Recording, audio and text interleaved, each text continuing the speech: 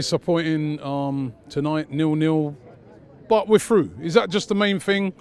Because on the other hand, you look at games like this, and sometimes we go too gun-ho and end up conceding and lose a game. We haven't lost the game. Is that the main thing? Yeah, that's the main thing. We're through. We're going to be top of the group. One more win, we're top of the group, and that's the main thing.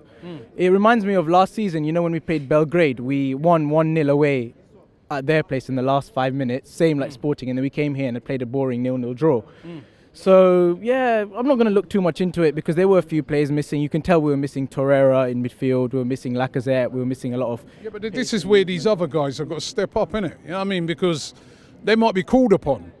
You know what I mean? There could be an injury to a Torreira and they might be called upon to play against Wolves. Torreira could get injured in training. Those players out there, they've got to step up in these types of games, especially when you've got a test like this where you've got a Sporting Lisbon that have basically come for the draw, put everybody behind the ball, didn't have a shot on target all game.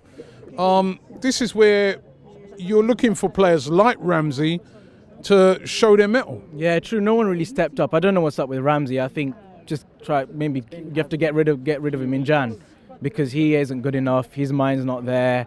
His head's not there, and he's just got to go now. I think that's what it is. His head's not there. His head's not there. You could see. I mean, it's a shame because on the beginning of the 2013-2014 season, we saw a world-class few months of Aaron Ramsey, and ever since then, he's not been the same. It's a shame because he had potential to be something special.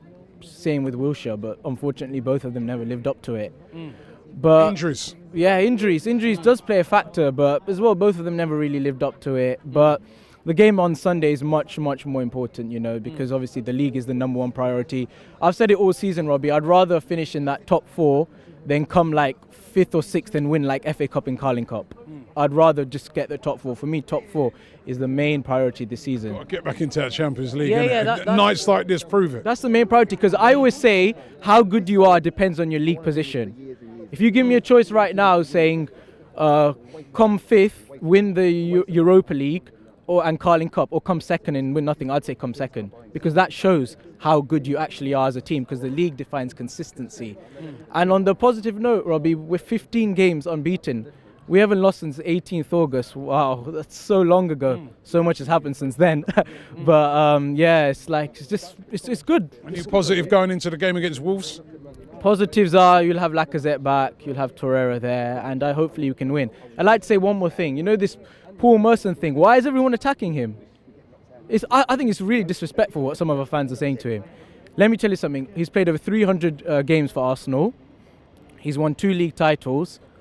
He goes down as a club legend at the end of the day. Was it a bit disrespectful? No, Robbie, look, last season we all came on here and we were all saying negative things about the club. So does that mean we were all really disrespectful? No, but it's the way he said it, isn't it? No, hold on. Last season, we were all saying stuff like that last season. Let me just say, right? He can say what he wants. Of course he can say what he wants, and I've met him many a times, and he's a proper. Yeah. I know people he's a Chelsea fan. He's a proper Arsenal fan. He's a really, really nice guy, and he really does love Arsenal Football Club. However, was it the way he said it? I mean, we're on an unbeaten run. We haven't lost to anybody for since the first 2 games. Yeah. And he's like, the minute they come up against a decent team, they're going to get smashed. In my opinion, he's completely Wasn't that a bit the way he said it? You're bound to upset fans if you say that.